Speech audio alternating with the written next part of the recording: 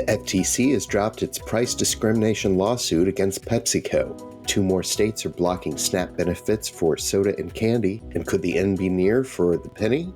Welcome to Retail Daily, your quick look at the top stories from Supermarket News and CSP Daily News. I'm Supermarket News editor Tim Inkelbarger.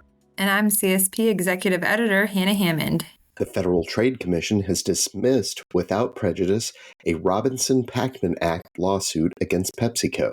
The lawsuit filed in January in the U.S. District Court of the Southern District of New York alleged that Pepsi violated the FTC Act by engaging in price discrimination by providing side payments such as discounts or services to favored customers.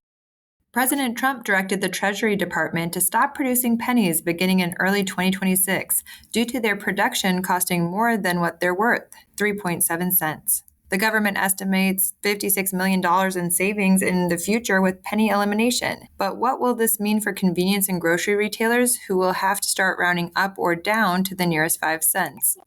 Secretary of Agriculture Brooke L. Rollins announced Friday that 2 more states, Indiana and Iowa, have been added to the list of those given approval to block soda, candy, and other foods deemed unhealthy from use with the Supplemental Nutrition Assistance Program, or SNAP.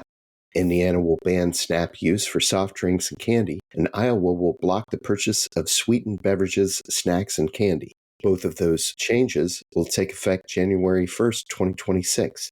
The Food Research and Action Center, or FRAC, a Washington, D.C.-based anti-hunger advocacy group, said the waivers, quote, mark a dangerous step towards dismantling SNAP. ReposiTrak has added 60 grocery suppliers to its traceability network, bringing the total number of suppliers who signed up in the month of May to almost 200. On May 20th, the company announced it had added 40 seafood suppliers to its network.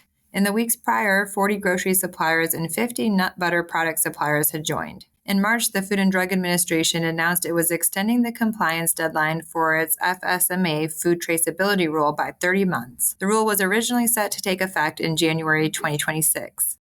After spending more than 2 decades in business as one of the first online-only grocers, New York City-based Fresh Direct opened its first brick-and-mortar store over Memorial Day weekend. The store opening in Southampton, New York, marks a substantial shift in strategy for the company that helped pioneer online grocery beginning in 2002. The brick-and-mortar location will also help serve as a micro-fulfillment center for Fresh Direct, which said it is, quote, exploring opportunities for same-day delivery for the Hamptons region directly from Fresh Direct on Main, and the details will be finalized in the coming weeks. And that'll do it for today's episode of Retail Daily. Subscribe on Apple Podcasts, Spotify, and more for your daily dose of retail news. For more on these stories, visit Supermarket News and CSP Daily News. I'm Tim Inkelbarger. And I'm Hannah Hammond. Have a great day.